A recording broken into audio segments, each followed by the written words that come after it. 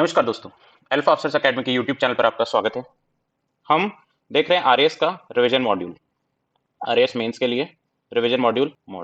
ठीक है, उसमें हम लोग आज शुरू करने जा रहे हैं पब्लिक एडमिनिस्ट्रेशन, लोक प्रशासन। तो अब पहले सब्जेक्ट के बारे में कुछ बात करें तो ये आपका पेपर 3 है, उसकी यूनिट 2 है। ठीक है, 65 मार्क्स टोटल का ये पेपर है, 65 मार्क्स का, और बहुत ही इंपॉर्टेंट और बहुत ही सरल सब्जेक्ट्स में से एक है। क्योंकि मेरा तो ये विषय रहा है तो हम लोग कोशिश करेंगे इसको थोड़ा क्विक तो करें, पर तसल्ली से कंसेप्ट अगर कोई है तो उसको समझें और उसके बाद ही इसमें फॉरवर्ड मूव करें। दूसरी बात बताऊं तो हमने पेपर 3 के लिए योगा एंड स्पोर्ट्स खत्म कर लिया है, तो जिन लोगों ने वो वाले लेक्चर्स नहीं देखे हैं वो योगा एंड स्पोर्ट्स देख लेना। 1.5 आवर्स में, 1.5 घंटे में आपका 20 मार्क्स का सिलेबस है वो कवर हो रहा है। ठीक है, और बहुत ही शॉर्ट एंड क्रिस्प तरीके से वो बताया गया है, तो आप लोग चाहें तो वो वाला जरूर देखें। ठीक है, तो हम लोग पब्लिक एडमिनिस्ट्रेशन की बात करें तो सबसे पहले हम लोग सिलेबस की बात करते हैं। तो ये पेपर 2 में यूनिट 2 है। यूनिट 1 जो है वो इंडियन पॉलिटी, इंटरनेशनल रिलेशन और स्टेट पॉलिटी वगैरह है। तो इसमें क्या है, जो सिलेबस दिया हुआ है एक बार हम लोग इसको रीड आउट करते हैं कि concepts, issues and dynamics of public administration and management. अच्छा, इसमें मैनेजमेंट भी जोड़ा हुआ है, परंतु पब्लिक एडमिनिस्ट्रेशन में जो मैनेजमेंट का पार्ट है उतना सही इसमें जोड़ा हुआ है। तो सबसे पहले दिया हुआ है एडमिनिस्ट्रेशन एंड मैनेजमेंट। इसका मीनिंग क्या है, इसका नेचर क्या है, इसका सिग्निफिकेंस क्या है। फिर its role in developed and developing societies. फिर उसके बाद में इवोल्यूशन, लोक प्रशासन का विकास कैसे हुआ है एज अ डिसिप्लिन। फिर नवलोक प्रशासन, न्यू पब्लिक एडमिनिस्ट्रेशन, एनपीए के बारे में बात की हुई है। फिर approaches to the study of public administration, क्या क्या अलग अलग अप्रोचेस हैं पब्लिक एडमिनिस्ट्रेशन के लिए। फिर इसमें सेकंड जो टॉपिक दिया हुआ है वो दिया हुआ है concept of power, authority, legitimacy, responsibility and delegation. इसके अलावा प्रिंसिपल्स ऑफ ऑर्गेनाइजेशन के बारे में बात की हुई है, जिसमें कि बहुत सारे प्रिंसिपल्स में से hierarchy, span of control, unity of command.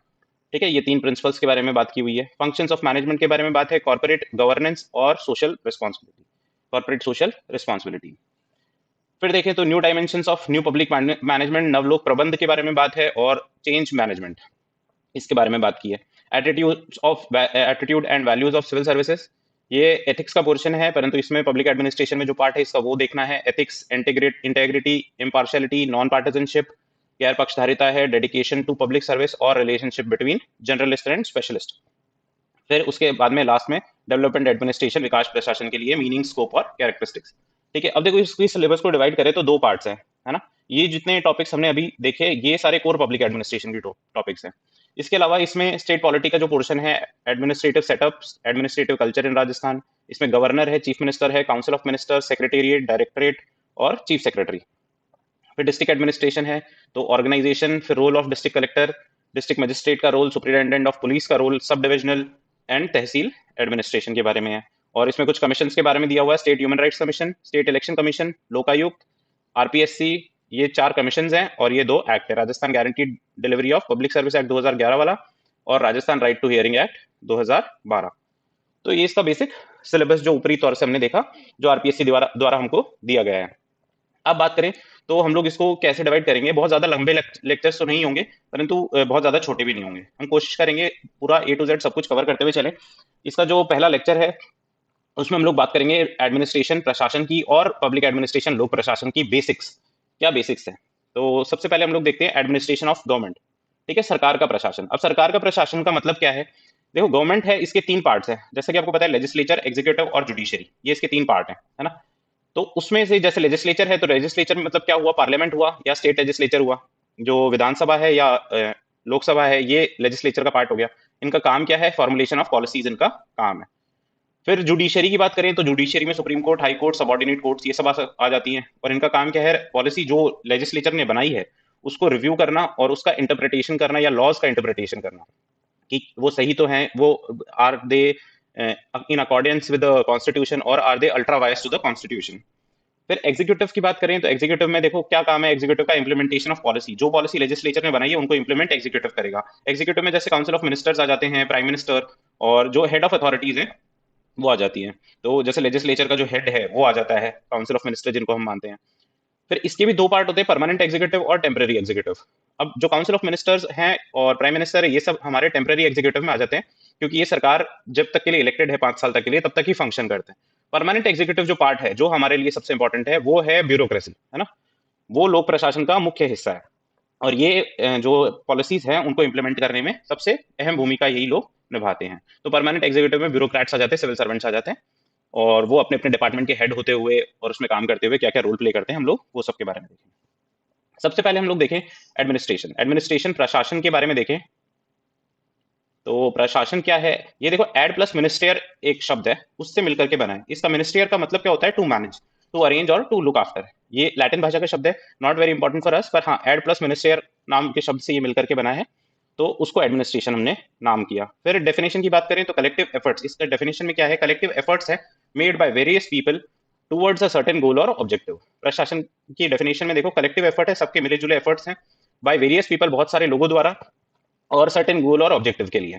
ठीक है, तो ये इसकी डेफिनेशन है, और डेफिनेशन से ही हम लोग फीचर्स निकालेंगे कुछ कुछ, और कुछ कुछ फीचर्स इसके देखें तो ये दो तरीके का हो सकता है, एक तो पब्लिक एडमिनिस्ट्रेशन हो सकता है, एक प्राइवेट एडमिनिस्ट्रेशन हो सकता है, एक तो लोक प्रशासन हो सकता है और एक प्राइवेट हो सकता है। फिर पब्लिक एडमिनिस्ट्रेशन जो है उसकी देखो बेसिक जो ऑब्जेक्टिव होता है वो पब्लिक वेलफेयर का काम होता है, वेयर प्राइवेट एडमिनिस्ट्रेशन का काम क्या है, प्रॉफिट अर्न करना। फिर एडमिनिस्ट्रेशन प्रशासन है वो यूनिवर्सल प्रोसेस है, आप दुनिया में कहीं पर भी चले जाओ जहां पर ऑर्गेनाइजेशन होगी वहां पर एडमिनिस्ट्रेशन होगा, चाहे वो प्राइवेट ऑर्गेनाइजेशन हो चाहे वो पब्लिक ऑर्गेनाइजेशन हो। ठीक है, तो फिर फीचर्स में तीसरा फीचर है इसका कि ये फंक्शन करते हैं किसी सर्टेन ऑब्जेक्टिव के। तो ये सर्टेन ऑब्जेक्टिव कुछ भी हो सकता है, परंतु ये जो टीम होती है ये पूरा कलेक्टिव एफर्ट लगाती है कोई सर्टेन ऑब्जेक्टिव के लिए। फिर रिक्वायर्स कलेक्टिव एफर्ट्स, ये देखो डेफिनेशन से ही हमने ले लिया, कलेक्टिव एफर्ट्स को हम लोग टीम वर्क भी बोल सकते हैं, और ये ब्रॉडर अप्रोच है पब्लिक एडमिनिस्ट्रेशन से। पब्लिक एडमिनिस्ट्रेशन जैसे हम लोग आगे देखेंगे, तो ये देखो पब्लिक एडमिनिस्ट्रेशन एडमिनिस्ट्रेशन का ही एक हिस्सा है। जैसे हमने बात की दो टाइप से इसके, पब्लिक और प्राइवेट, तो एडमिनिस्ट्रेशन जो है वो ब्रॉडर व्यापक अवधारणा है पब्लिक एडमिनिस्ट्रेशन के मुकाबले। फिर हम लोग बात करते हैं, देखो दो व्यूज हैं एडमिनिस्ट्रेशन के ऊपर, दो दृष्टिकोण हैं, क्या क्या है, एक तो मैनेजेरियल व्यू है और एक इंटीग्रल व्यू है। मैनेजेरियल व्यू क्या कहता है, देखो इसके सपोर्टर्स हैं, ये हर्बर्ट साइमन और स्मिथबर्ग इसके सपोर्टर हैं, और इंटीग्रल व्यू के सपोर्टर जो है वो विलोबी और एलडी वाइट है। आप देखो ये विलोबी वाइट नाम याद रखो तो वैसे, पर ये मेजर थिंकर्स होते हैं, जैसे वाइट है तो एलडी वाइट है, और हर्बर्ट साइमन एच साइमन है, तो इनके नाम अगर कंप्लीट पूरे याद हैं तो बहुत अच्छी बात है, नहीं याद है तो फिर ऐसे ही काम चल जाएगा। तो जो मैनेजरियल व्यू है वो असल में क्या कहता है कि इसमें ओनली हायर अथॉरिटी, जो एक ऑर्गेनाइजेशन की हायर अथॉरिटी होगी वही एडमिनिस्ट्रेशन का पार्ट होगी। ठीक है, इसको देखो नैरो व्यू, संकुचित दृष्टिकोण भी कहा गया है। क्यों कहा गया है, देखो इसमें हम लोग रीड आउट करते हैं, according to this view only higher authority who takes important decision, जो बड़े बड़े डिसीजन ऑर्गेनाइजेशन के लेते हैं, फंक्शंस पोस्ट फॉर एक्टिविटीज, ये पोस्ट फॉर क्या है हम लोग आगे देख लेंगे। फिर फॉर्मुलेट पॉलिसीज, ये सारे जो काम करते हैं यही लोग रिप्रेजेंट करते हैं एडमिनिस्ट्रेशन को। इसका मतलब क्या हुआ कि इसमें जो टेक्निकल स्टाफ है, क्लरिकल स्टाफ है, पियोन है, ये सबको एडमिनिस्ट्रेशन का हिस्सा नहीं माना गया है।